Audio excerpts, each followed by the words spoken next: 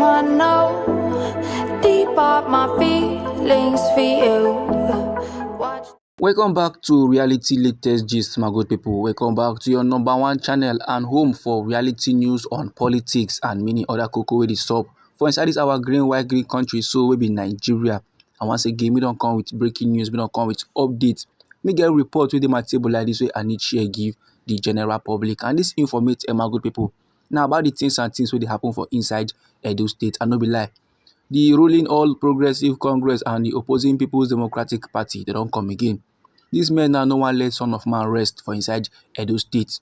You know, say reports dey ground say 17 out of the 18 local government chairmen for inside Edo State on Wednesday, maybe the 19th day of March for inside this year 2025, then cross carpet, then defect from the People's Democratic Party, go the ruling All Progressive Congress. But however, the acting chairman of Oredo local government, maybe Harrison Iziko, in the absent from the defection ceremony.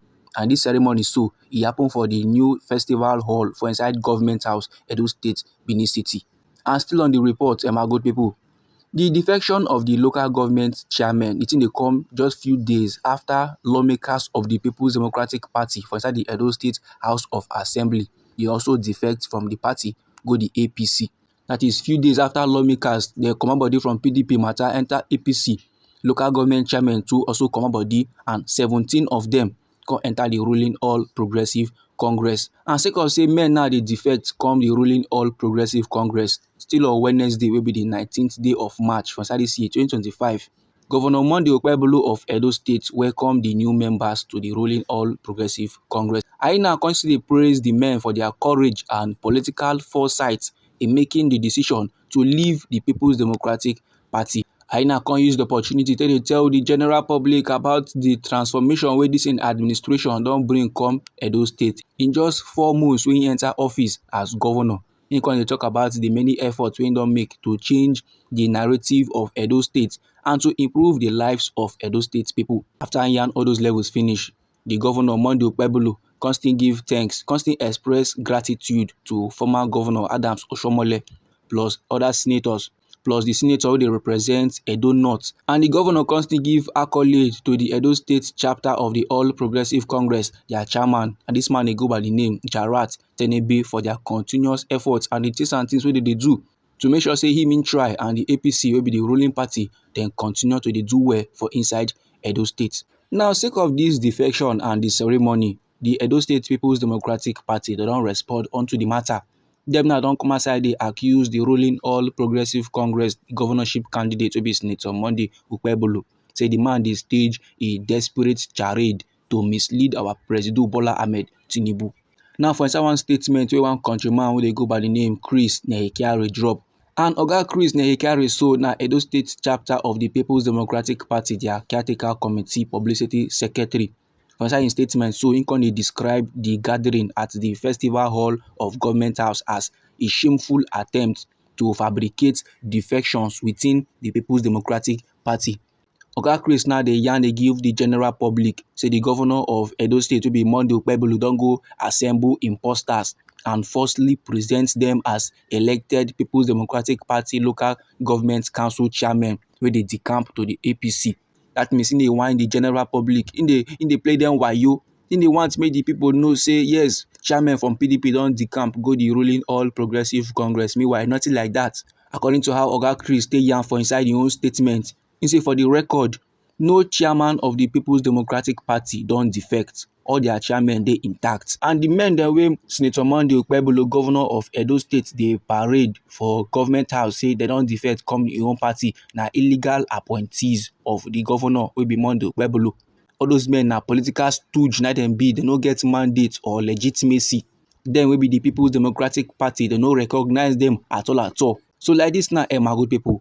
PDP now they accuse Governor Monday Okpebholo saying they try to deceive our President Bola Ahmed Tinubu, and they try to deceive the leadership of the All Progressive Congress. He wants now make them believe say in they do well for inside Edo State. He wants make them believe say now APC now get grant for inside Edo State. Meanwhile, nothing like that. And Oga Chris constantly yarn say all these levels now desperate play for presidential approval ahead of the judiciary verdicts on the mandates where them believe say in thief. All these levels now na just arrange. They want make the judiciary dey observe am say men from the PDP wey go sama petition give them don dey defect come the All Progressive Congress to let the judiciary know say na him true get mandate, meanwhile no be him get mandate. So for inside statement, Oga Chris come dey urge our President Bola Ahmed Tinubu and all good-minded country people say make dem no allow nobody deceive dem o, make dem no let all these propaganda and all those jagoda men come deceive dem. Say wetin happen for inside the government house no be legit, na politics 100%. Dat one no be defection ceremony, na just con ten t creation. Men now don leave governance, start to dey play stunts for inside social media. And with the way things dey go for inside Edo State, e come back as if Governor Monday Okpebholo don ready for TikTok. So he wan use this opportunity now to dey gather followers, to dey gather views, so that when last the original owner of the governorship office don come, he go know say yes, he don go far small. Now to prove say wetin the PDP dey yarn na legit, to prove say their local government chairmen all dey intact, the People's Democratic Party come release a photograph showing all their council chairmen together. And these chairmen in question, all of them now come dey pledge loyalty to the party.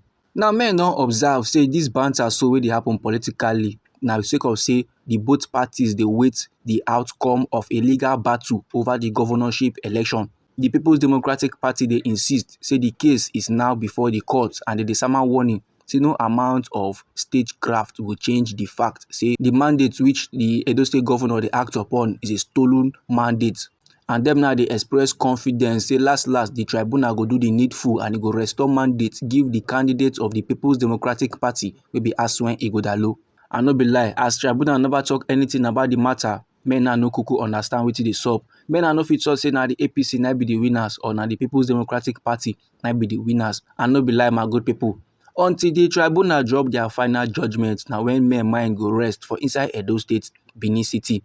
And as of the time while they sama this informate, so my good people, the governor of Edo State to be Monday Okpebholo and his media team never respond yet unto wetin the PDP dey yarn. But the rest assured say if any response last come aside from that angle, reality latest gist go make sure say the informate reach the general public as we dey normally dey do.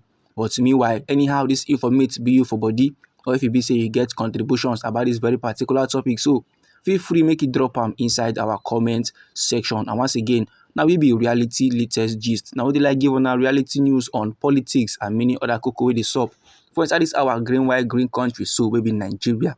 And if you be say you like this update and you would like to receive more, then sharply make you subscribe to this channel and make you put on the notification bell so that as we dey bring more news dey come your way, now you go first receive the update and you go even get am sharp.